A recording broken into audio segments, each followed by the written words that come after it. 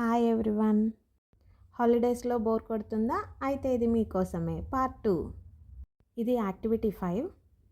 వీడియోలో చూపించినట్టుగా పేపర్స్ని కానీ షీట్స్ని కానీ ఈ విధంగా కట్ చేసుకోవాలి.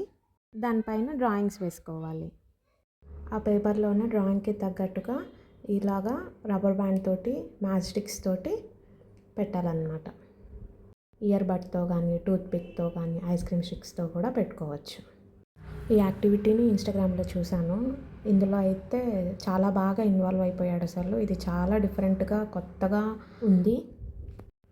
నేను చూసి ఈ షేప్స్ అన్నీ గీస్తున్నప్పుడే రిషి బాగా ఎగ్జైట్ అయిపోయాడు. అసలు ఈ షేప్స్ చాలా కొత్తగా ఉన్నాయి తనకి. ఇంకా తర్వాత నేను గైడ్ చేస్తున్నాను, ఇట్లాగ పెట్టు అని ఒక 2-3 చెప్పేసరికి ఇంకా అన్నీ తనే కూర్చొని నిదానంగా ఒక్కొక్క షేప్ పెట్టుకున్నాడు. ఇది అరౌండ్ 30 minutes దాకా ఆడుకున్నాడు అట్లానే కూర్చొని. చాలా ఇన్వాల్వ్ అయిపోయాడు ఇందులో. నేను ఇందులో చూపించిన యాక్టివిటీస్ అన్నీ ఆల్మోస్ట్ 1/2 hour పైనే పట్టాయి. ఈ యాక్టివిటీస్ మీకు నచ్చితే లైక్ చేయండి, share to all the parents. ఎందుకంటే ఈ యాక్టివిటీస్ కిడ్స్ కంటే పేరెంట్స్కే చాలా యూజ్ అవుతాయి. హాలిడే ఉన్నప్పుడు ఏం చేయాలి అని ఆలోచించుకునే టైంలో ఈ వీడియో చూస్తే సరిపోతుంది. ఇందులో చాలా యాక్టివిటీస్ ఉన్నాయి. ఇది 6th యాక్టివిటీ. ఇది చాలా ఈజీ యాక్టివిటీ. ఈ యాక్టివిటీ కూడా కిడ్స్కి చాలా బాగా నచ్చిద్ది. ఎందుకంటే కిడ్స్ చేసే పనే అది కదా, ఉన్న పెన్సిల్స్ అన్నిటినీ చిన్నవి చేసేయడం. ఇది మొత్తం పెన్సిల్ వేస్ట్తో చేసేదే. డిఫరెంట్ కలర్ పెన్సిల్ వేస్ట్ని తీసుకొని ఇట్లాగా గమ్ముతో స్టిక్ చేసేసి దానిపైన ఇంకా బాడీ, హెడ్, హ్యాండ్స్, లెగ్స్ మనకి నచ్చిన షేపుల్లో గీసుకోవడమే. ఇవన్నీ లాస్ట్లో డాన్సింగ్ డాల్స్ లాగా భలే తయారయ్యాయి. ఇంకా రిషి అయితే అమ్మ ఈ బొమ్మకి ఎట్లా గీయను, హ్యాండ్స్ ఎట్లా గీయను, లెగ్స్ ఎట్లా గీయను అని అడుగుతూనే ఉన్నాడు. ఇదైతే చాలా సింపుల్ అండ్ కలర్ఫుల్ యాక్టివిటీ. దీని అవుట్పుట్ చూసిన తర్వాత చాలా హ్యాపీగా ఉంటుంది.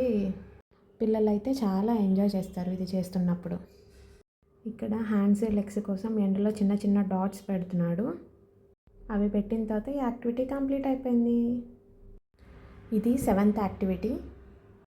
ఇది ఒక పిక్చర్ని డ్రా చేయడం. ఇక్కడ ఒక బుక్లో ఉన్న బటర్ఫ్లైని గీస్తున్నాడు. ఇది గీస్తున్నప్పుడు నేనే షాక్ అయ్యాను. చిన్న చిన్న మైన్యూట్ డీటెయిల్స్ కూడా తను ఈ బటర్ఫ్లైలో గీస్తున్నాడు. ఆ కర్వ్స్ అన్నీ నీట్గా రాకపోయినా ట్రై చేస్తున్నాడు.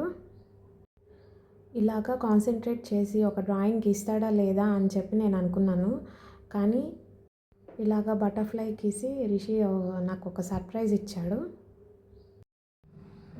రెక్కల మీద చిన్న చిన్న సర్కిల్స్ అవన్నీ ఉన్నాయంట, అవి కూడా గీశాడు. హ్యాండ్స్, లెగ్స్ మిస్ అవ్వలేదు. లాస్ట్లో అట్లా సర్కిల్ లాగా ఉంది అని చెప్పి అవి కూడా గీశాడు. ఫైనల్గా అది బటర్ఫ్లై లాగా కనిపించకపోయినా అది బటర్ఫ్లైయే. ఇది 8th యాక్టివిటీ. ఇదే లాస్ట్ యాక్టివిటీ. ఇందులో 3 సర్కిల్స్ గీస్తాము. 10, 20, 30 పాయింట్స్ అని. ఒక స్టార్టింగ్ పాయింట్ తీసుకుంటాము. ఒక స్ట్రైకర్తో ఇలాగనాలి. ఆ స్ట్రైకర్ ఏ సర్కిల్లో పడితే అన్ని పాయింట్స్.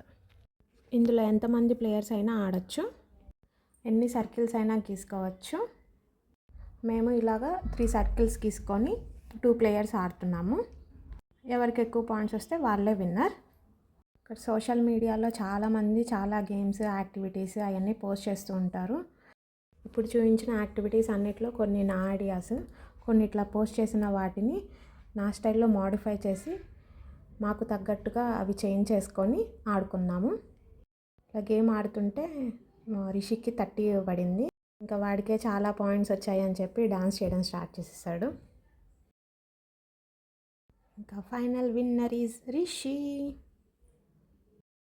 ఇంతటితో ఈ వీడియో ఎండ్. నెక్స్ట్ వీడియోలో కొత్త కాన్సెప్ట్తో కలుద్దాం. బాయ్.